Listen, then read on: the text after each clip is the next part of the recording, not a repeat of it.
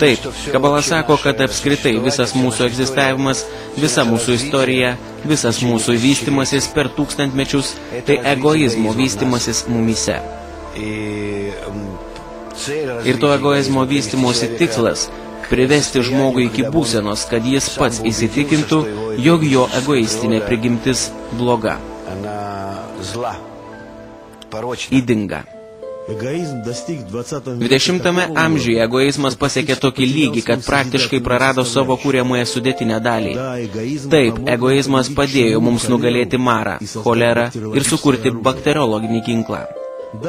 Taip, jo dėka mes pasiekėme plačiausias demokratinės laisvės ir pačio aukščiausio lygio nusikalstamumą per visą žmonijos istoriją. Taip, mes išmokome efektyviai naudoti gamtos išteklius ir lėtai, bet užtikrintai griauname planetos ekologinę sistemą, savo gimtus namus. Taip, mes taip giliai įsiskverbėme į materijos paslaptis, kad išradome ginklą, kuris grasina mūsų pačių egzistavimui.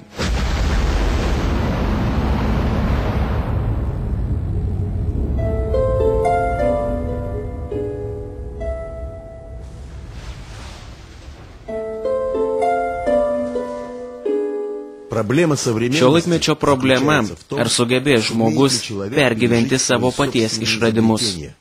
Louis de Brolis. Ką jūs parekomenduotumėte žmonijai dabar? Aš pasakysiu tik vieną. Žmonija neturi daug laiko, todėl kad mes nežinome, ar bus po ateinančios žiemos pavasaris ir vasara. Štai šitokia baisi mūsų ekologinė situacija. Šiandien, kaip mes matome, skyrybų daugėja, šeima išyra, taigi greitai šeimos kaip tokios nebus. Mes matome, kad auga teroras, ir taip yra todėl, kad neišspręstas tas pats gyvenimo prasmės klausimas, neaiškus tikslas. Mes matome, kad narkotikai paprasčiausiai apgaubė žemės rutuliuką ir niekur nuo jų nepasislėpsi, o jie buvo žinomi žmonijai visą laiką. Jeigu kažkada mes galėdavome prognozuoti daugelių metų, 10, 20, 50 metų į priekį, kokias nors statybas, plėtros programas, šiandien mes negalime. Mes apskritai nežinome, kas bus toliau. Mes gyvenam šią dieną. Taip žmonija ilgai gyventi negali. Aš suinteresuotas, kad pasaulyje būtų kuo daugiau žmonių, kurie dar iki tol, kol kančios jų nepribaigė, imtų klausinėti. O kodėl jos yra? Kodėl aš taip blogai jaučiuosi? Kodėl ta pati Rusija tokios būklės yra jau tiek daug laiko ir negali šito pakeisti? Palaukite, juk jūs pakilote palyginti su manimi aukščiau. Tai jūs ir atsakykite man į šitą klausimą, kodėl Rusija yra tokia, kokia dabar yra? Todėl, kad savo dvasinių lygių rusų tauta jau seniai turi pradėti taisytis. Kilti iki dvasinio lygio. Tai tiesiog kažkoks kamuojantis idealizmas. Beje, jūs sakėte, kad gamta altruistiška. Vilkas ėda zuikį. Kur čia altruizmas? Apie žmogaus prigimtį. Mes kalbame apie egoizmą. Egoizmas yra ne tai, kad vienas gyvūnas ėda kitą gyvūną. Jis daro tai pagal savo vidinę programą. Egoizmas čia nieko dėtas. Žmogus be šitos programos turi dar valios laisvę. Žmogus džiaugiasi, kad kitam blogai. Ne todėl, kad gautų tai, kas būtina egzistavimui. Aš turiu viską ir jūs turit viską. Ir vis dėlto, jeigu jums yra truputį blogiau, man nuo to geriau. Štai čia egoizmas. Tai žmogiškas egoizmas. Gyvūnai, visa gamta išskyrus žmogų altruistinė. Tik žmogus, jo gamtos antstatas, jis egoistas. Tai yra egoizmas, tai žmogaus ketinimas išnaudoti kitą savo naudai. Kenkiant kitam. Papildomas malonumo gavimas, pažeminimo, žalos kitam kaina. Štai šitą reikia ištaisyti. Tik tai. Kas tai per jėga, kuri mus nuolat verčia norėti vis daugiau ir daugiau? Atsakymas paprastas. Neriboto galingumo norų generatorius yra egoizmas. Jis įdėtas mumise nuo gimimo. Jis diktuoja mums elgesio taktiką, jis stumia mus.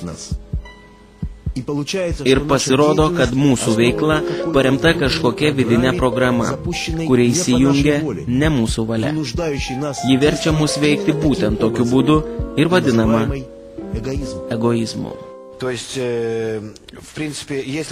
Taigi, iš esmės, jeigu žmonija netras gero, normalaus gyvenimo sukūrimo būdų, jeigu ji nepamatys, neįsitikins aiškiai, akivaizdžiai, kokie dėsniai egzistuoja pasaulyje, kad ji kenkia pati savo, nepamatys taip akivaizdžiai, kad negalėtų elgtis blogai, tai tada ją užklups baisus laikai. Aš nežinau, kokiais ginklais kovos trečiojo pasaulinio karo metu, bet ketvirtajame pasaulinėme kare kausis pagaliais ir akmenimis. Albertas Einšteinas. Apie tai kalba Kabala, apie tai jau rašė senovės pranašai. Ir visa tai liudija, kad yra galimybė, jog bus trečias ir ketvirtas pasauliniai branduoliniai karai, po kurių iš žmonijos tiesiog liks keli milijonai žmonių, kurie vis vien įvykdys kūrimo programą. Tų žmonių viduje vis tiek susirinks visos sielos. Todėl, kad esmė ne mūsų kūnai, ne kūnų kiekis, o sielos, kurios turi pasiekti šito aukščiausio egzistavimo lygio, kuris užprogramuotas gamtos. Ir vis tiek žmonija tą pasieks. Padaugės nelaimių dėl didelio siaubo. Žmogus panorės mirti, bet jam neleis mirti. Ir gyvens jis siaubingose kančiose. Ir tada pačios tautos ims ieškoti tiesos ir sugrįž prie jos. Knyga Zohar, pagrindinė Kabalos knyga. Taigi išeitų, kad Dievas sukūrė šitą pasaulį ir nuleido žmonės į patį žemiausią lygį. Taip, kam? Apie kūrimo tikslą. Tam, kad žmonės iš pačio žemiausio lygio pakiltų iki jo lygio, kad jie iš savęs sukurtų tokią pat struktūrą, tokią pat sistemą, kurie yra pats Dievas. Kūrėjas nuleido žmogų iki mūsų lygio. Ką reiškia žmogų? Sukūrė čia, mūsų pasaulyje, žmogų su tašku širdyje. O dabar žmogus, didindamas tašką širdyje, kyla iki kūrėjo lygio. Jis štai šitą kelią praeina pats. Jis taip supranta šią aukštesnėją jėgą, todėl kad tyria ją ir prilygina save jai, pakyla. Ir sukuria iš savęs visiškai tą patį, kas yra šita aukštesnioji jėga. Žmogus turi pasiekti kūrėją, tapti visiškai lygus jam. O kam to reikia Dievui? O Dievui šito reikia todėl, kad jis geras, visiškai geras ir altruistiškas. Tikriausiai kūrėjas neprotingas, tikriausiai jis kvailas, nes pasirodo, kad viskas, ką jis sukūrė, yra niekas, išskyrus problemas. Dėl noro prilygti kūrėjui mes pradėjome vienas kitą žudyti. Dėl noro prilygti kūrėjui mes sukūrėme Hitlerį. Visa tai meilės ir noro rezultatas. Čia nėra blogio. Ir Hitleris nepiktadarys. Jis paprasčiausiai mylėjo savo Dievą, savo paties norą.